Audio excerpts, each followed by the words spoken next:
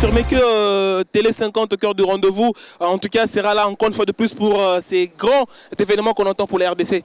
Oui, l'équipe de Télé 50 est mobilisée, toute la rédaction est ici pour permettre à l'ensemble de nos téléspectateurs d'être informés de ce qui se passe ici même. Et nous avons déployé toute la machine avec la retransmission par satellite. Voilà, on est là au cœur de l'événement. Voilà, comme toujours, on dit Télé 50 accompagne chaque fois l'État dans tout ce qu'il y a comme aspect positif. Est-ce qu'on peut dire que c'est encore une fois de plus un pas de plus, un grand pas franchi par Télé 50? C'est un devoir pour nous parce que quand on parle de la révolution de la modernité, quand on parle des Congo qui changent, il faut se mettre au diapason, il faut se donner les moyens. Et quand nous sommes venus ici à Mwanda avec cet océan que vous voyez, nous sommes à la plage, voilà, nous sommes au Congo. Cela montre que nous sommes effectivement au cœur de l'événement, nous sommes effectivement au cœur du système, nous sommes effectivement dans l'actualité pour permettre à ceux qui nous suivent d'être bien informés parce que notre travail à nous, c'est donner l'information, la vraie, au cœur de l'événement.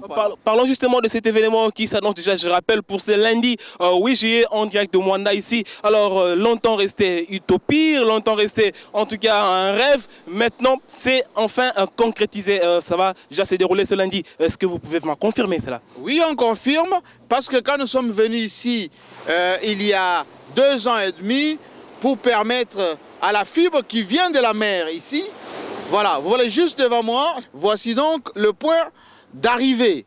Et puis ça nous a permis de montrer que le câble est arrivé. Il est amené là-bas. Aujourd'hui, on lance la fibre optique et cette fibre va pouvoir permettre aux informations, aux autoroutes de l'information de la communication d'être opérationnelles. Il y aura ici le signal audio, vidéo, son. Donc tout ceci pour montrer quoi? Que nous sommes entrés maintenant dans l'ère de nouvelles technologies d'information et de la communication et nous ne pouvons pas rater, nous qui sommes les premiers bénéficiaires de la fibre optique, nous la télévision, de rater ce moment important, crucial pour le développement de notre pays. Un événement qui sera également profitable pour Télé 50 surtout parce que ça va quand même permettre d'augmenter encore en capacité. Absolument, parce que la télévision aujourd'hui c'est par fibre optique avec un bon débit pour l'internet, un bon débit pour l'image, un très bon débit pour le son. Donc nous sommes les premiers bénéficiaires et d'ailleurs ceux qui nous suivent partout dans le monde aujourd'hui, on passe par satellite, on passe par l'internet, on passe par parfois même l'analogique. Avec la fibre aujourd'hui, il y aura de la bonne qualité, il y aura la vitesse, il y aura également la fiabilité de l'information.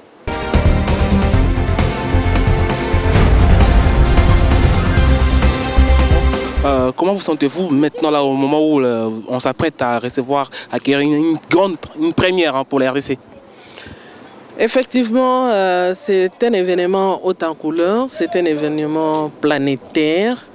Le Congo est en train de basculer vers l'autoroute de l'information et de la communication et cela grâce à un visionnaire, le chef de l'État Joseph Kabila Kabange. Ça permet également la visibilité de notre pays à travers le monde. C'est un grand pays au cœur de l'Afrique et qui doit se comporter en conséquence. Je vous assure que c'est une grâce que la ville de Boma, une des composantes de la République démocratique du Congo, puisse, à travers elle, faire accéder tout le pays. Ce n'est pas seulement la République démocratique du Congo, c'est toute la côte. Et autrement dit, qui peut signifier cet événement pour la RDC, surtout pour la ville de Mwanda, surtout? Pour la RDC et pour la ville de Mwanda, c'est un événement haut en couleur, comme je le dis. Le Congo a une longueur d'avance dans ces domaines et le Congo, comme on le dit, c'est un grand géant qui était endormi, qui est maintenant debout et qui est appelé à marcher à pas de géant. Voilà, monsieur le DG, on attendait cet événement qui va arriver maintenant, enfin. Dans quelques heures seulement. Qu'est-ce que ça vous fait aujourd'hui? Quelle est votre impression quand vous allez accueillir ce grand événement qui s'annonce déjà pour demain lundi? Je suis satisfait du travail que tout le monde a bâti.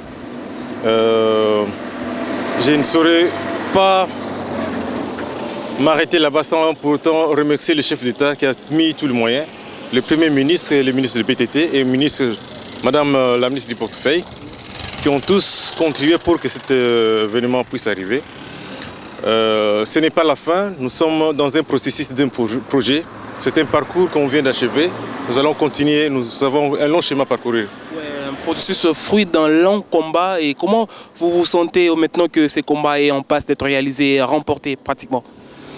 C'est une bataille qu'on a gagnée, mais le combat continue. C'est une phase, mais on doit continuer à se battre. Et l'ambition se résume à quel niveau? Comment vous voulez projeter cette ambition? L'ambition, c'est de voir la RDC entrer totalement dans une phase digitale, que le monde reconnaisse la RDC. C'est réalisable selon vous en combien de temps? Question de volonté et de moyens. Merci. La volonté et la compétence est là, on va y arriver. Merci, monsieur Didier.